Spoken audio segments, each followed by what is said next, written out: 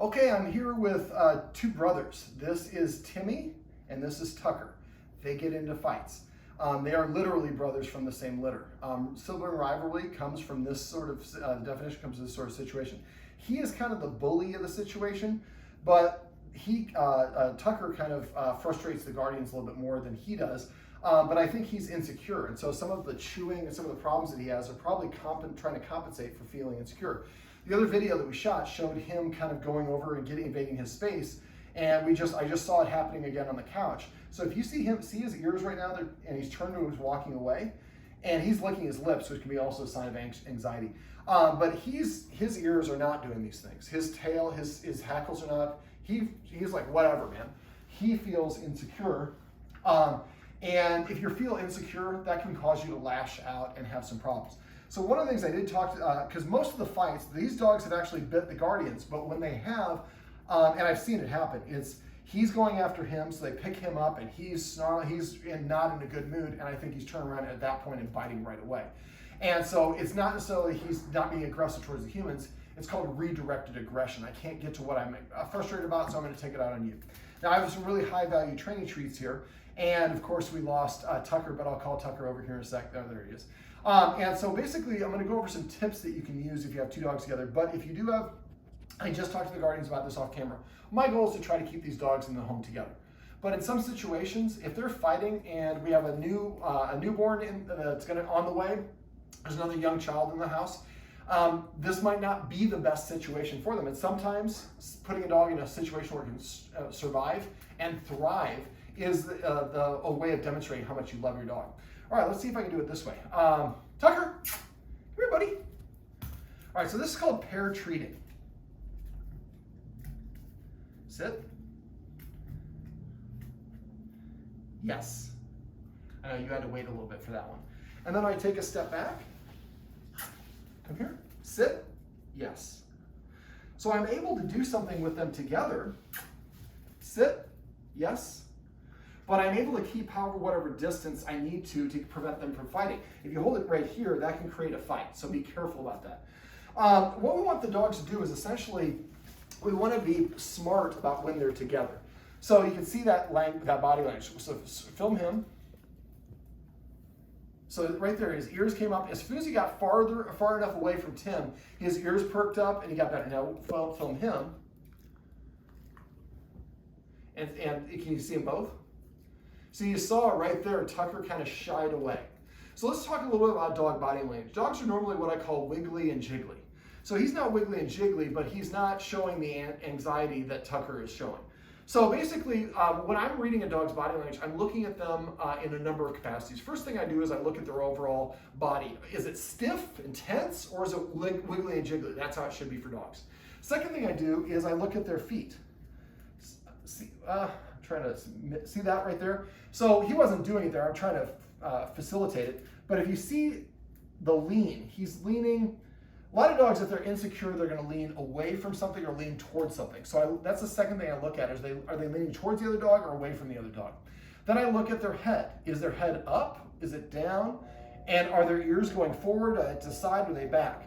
I've noticed that Tucker, when he feels uncomfortable, his ears flip back. That's pretty normal for a lot of dogs. His ears, he goes one up, one to the side. Tail. Tail, a lot of people think the tail means the dog's happy. The tail means excitement level. It's really where and how it's wagging. Now these are stumpy tails, so it's hard to tell exactly, but there's enough of the stump. If it's going up, I'm flying the flag. If this is my spine and the dog's head is here, and this is the spine and this is the tail, this is more assertive, this is more alerting, this is more I'm aware of things. This in the middle is more accommodating and relaxed and comfortable. This could also be relaxed if it has a hanging tail. If it's going phallically between the legs, that's an insecurity. Now these dogs don't have the ability to do that because their tails have been docked. So I look at the tail. Also, does it wag more on the right or on the left? Is it making a circle or whatever the movement is? It can help us identify what the dog's thinking about. Then I look at the dog's breathing. Are they holding their breath, or are they breathing heavy? Are they panting? Those can be signs of anxiety as well. So what we want to do is, first thing we want to do is we want to identify our dog's neutral body mechanics. So right now, see his tail is going off flat, like I mentioned earlier, before it was standing up. He's distracted. He wants to get the treats. He's accommodating. He's not challenging me for him. He's making it very clear he wants them, but he's not trying to take them from me. Look at that tail. So now I go like this. Oh, not yes.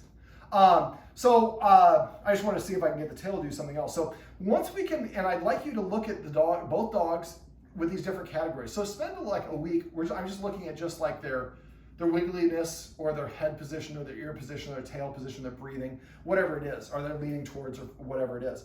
Once you can identify and read their neutral body language when they're nice and relaxed like he is now, then when we see when he is excited when somebody's at the door, what looks different? See that tail up?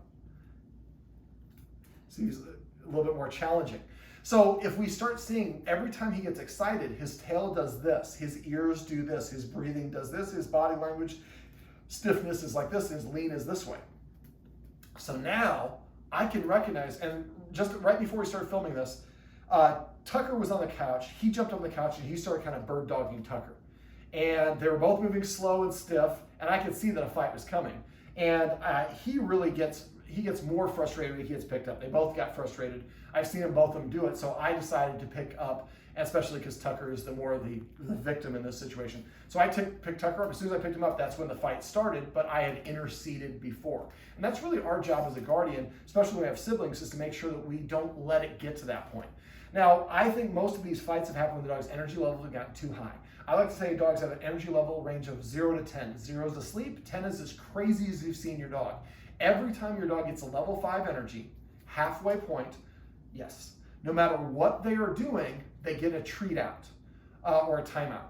So when I do a treat out, I usually, and I try not to physically manipulate dogs, but I do a hand targeting, yes. And then I might call the dog further and further away from the other dog, and then do some activity to help it get redirected, settle that energy, have them focus on me instead of the other dog. And then I've prevented the fight from happening before it actually occurred.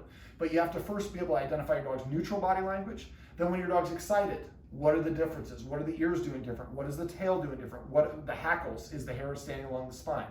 That by itself, it just means that a dog is aroused. And it doesn't mean I'm going to be aggressive. It just means I'm aroused, I'm aware of my environment. So the idea is once we can read our dog's body language, we know, okay, now that's the body language they offer when they're excited. That's the body language they offer when they're frustrated. That's the body language they offer before a fight. And that is neutral, relaxed body language. So then if you start seeing him going in, and really what I've noticed throughout the session is he goes over and kind of invades Tucker's personal space when he wants to do this. So that's the case. The instant you see that, I like to do a little boop, yes. And so I might come up with, in you guys' case, I might say boop for him, and I might say touch or target for him. So if you say boop and they both come over to touch their nose to your hand, that's probably going to be a fight, and it's probably going to favor him. So if you see that happening, you say, one of you says boop and the other one says target, and you get them running away from each other, you just increased distance. You prevented the fight when it was at level 4, going to level 5, going to level 6, but you prevented it from getting up to level 8 or 9 where the fights actually happen. Now, I also talked to the guardians about having Jacob, one of our level 1 trainers, yes, come back and work with the dogs. They don't know any cues. Cues or commands, as we used to call them. We call them cues now. But if I don't know any cues, it's hard for me to have much self-esteem. If I have lower self-esteem, I'm going to be more anxious. I'm going to be more bombastic and all the rest of that stuff. Confident people, brush it off. Insecure people, same thing for dogs. So one of the things I'd like Jacob to do is work on the relaxation protocol, which I think would be very helpful, and give each dog's bed a different designation. I have 2 dog beds in my house. One is called Jamaica, one is called Venice. And so I can say Jamaica, and the dogs run in my office and go to that dog bed. I say Venice, they run in my living room and go to that dog bed. Well, for you guys, teaching them, I would give each dog its own bed, and so his bed is maybe, England, and his is Finland, whatever the theme is that you want to use. And so that way I can say Finland, and he goes to his dog bed, and you say England, he goes to his dog bed, and we've created a cue for them to actually separate themselves. Now, if we let the energy level get to 8 or 9, there's no way they're going to do it. So the energy is at 2, 3, 4, England, Finland, and they both run to their beds, and we come and treat them. The relaxation protocol will actually teach them to be relaxed around each other, as well as when the baby's here or when we're eating food, or all the rest of that stuff will be really beneficial. See that jumpy twitchiness? That's an illustration of what's called cortisol, the stress hormone in our blood. It speeds up our heart, it activates our adrenal gland, it shuts down all non-essential body functions. If you're in higher state of arousal for too long or alertness for too long, you can develop PTSD. It can happen for dogs as well. And it can take up to 3 days for that cortisol to leave the body, and it's in the blood. Typically, it is manifest by twitchiness, jumpiness, and what I like to call what's called efficiency of movement. So if you see the dog going like this, I want to see what I call fidelity of movements. The dog's looking like this, kind of looking around instead of snapping its head. So if you combine a kind of a twitchy breed with cortisol in the blood, you have a sibling in the house, there's some stress from the guardians, the dogs don't know any skills, and they're challenging each other. This is like not a great storm. So building them up by teaching them some tricks and cues can help you boost their confidence so they don't feel so much of a need to be bombastic. Interrupting them when you see that he's trying to invade his space or whatever it is, and you're calling them away and making it into a positive thing. Right now, if we go over, we say no, that probably causes the fight. If we pick them up, that causes the fight. So that's why the hand targeting exercise that I showed you off camera is so powerful. So once you do it really well, and again, they have different cues. So one of them's boop and one of them's target. They have 2 different dog beds. And so you practice when Jacob comes over, he's having them practice go to each dog bed. So when you say dog bed word for him, he goes to one place, he goes to the other one. So you can have them on different parts of the room and have them separate themselves when you see the energy is starting to go in that direction. But if you're too late, that probably isn't gonna, something's probably gonna happen. You can pick them up, but it seems like they don't like that and they've bitten you guys a couple times. But again, I think a lot of that is you letting the energy level get too high. Part of this is not having enough exercise. The dogs really don't, and the guardians recognize, and they're busy like a lot of people, but if we don't get the dog enough exercise combined with all the other things we talked about, that's like a perfect recipe for disaster. So what we want to do instead is we want to start exercising those dogs, mental stimulation, physical exercise. I'd also like the guardians to get them lick mats, one for each dog. Licking releases endorphins, same thing with chewing. So twice a day, I would like to have both dogs have an interaction where they're together at whatever distance you have to so they can't intimidate each other, but where they're doing something communally. Like I was doing the pair treating, we could give one a lick mat over here, one a lick mat over there. Now, if they're staring at each other, move them a little bit further and further away. If you feel like a fight might happen, you could take a leash. I don't like doing this too often, but I'd rather do this than have a fight. And I run the leash around the leg of a chair, and then I run it through the handle of the leash and attach it to the dog. Now the dog is on a tether. It can only go 4 feet, 6 feet, whatever the length of the leash is. So if you have one here and one over there, you know the dogs, even if they try to fight each other, can't. Now, we do not want them staring at each other, growling it. If that's the case, we have them too close, we need to move them a little bit further apart. And eventually get to the point where we can get them closer and closer. They don't have to be Watusi, but if twice a day they're both getting a chew item and a lick mat or a Kong could also work for that as well. Now they're practicing doing something they both enjoy together while they can't get to each other. And they're practicing being together in a good, accommodating sort of way. They do seem to do that at some times, but I haven't seen a lot of, this is the most relaxed I've probably seen him. And Tucker, the only time Tucker seems relaxed is when he's away from him.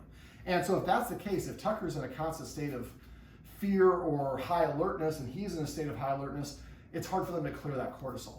So this is kind of a weird video for me. Normally I'm saying I want you to do this exercise, that exercise. There's a whole bunch of stuff we can do, but I think getting them more exercise, creating structured things for them to do together, but in a controlled sort of scenario, and watching out for those sort of things and interrupting them before they get to be a fight is going to be really important. And that's one of the reasons why we want to develop that strong, not just the hand targeting, but a lot of other ones. Boop. Not yes. So again, if the energy level gets too high, they're not going to be able to do it. You can also use that positive interrupter sound. Again, we want to just break their attention on each other. But if you see them staring at each other, also for Tucker, if you see the corners of his mouth get drawn back, his lips get drawn back, that's a sign of submission or fear. And so if you see that from him, or you see his ears pinned back, he's telling you, I'm uncomfortable. It's probably because of him.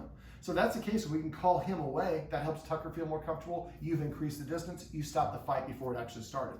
So I'd like the guardians to work on the stuff we went over here, and in a month, then we need to have a kind of an honest conversation. Is this the appropriate home for both dogs? Have we made enough progress? Or do we have enough stuff going on in our own lives and with what we're adding to the family that maybe we don't have the time to provide them the environment that they need, and maybe it'd be healthier for both of them to be separated and have one in one house and one stays here, so that way we don't have the stress and we're not contributing all the rest of that stuff. Well, this buddy is Timmy.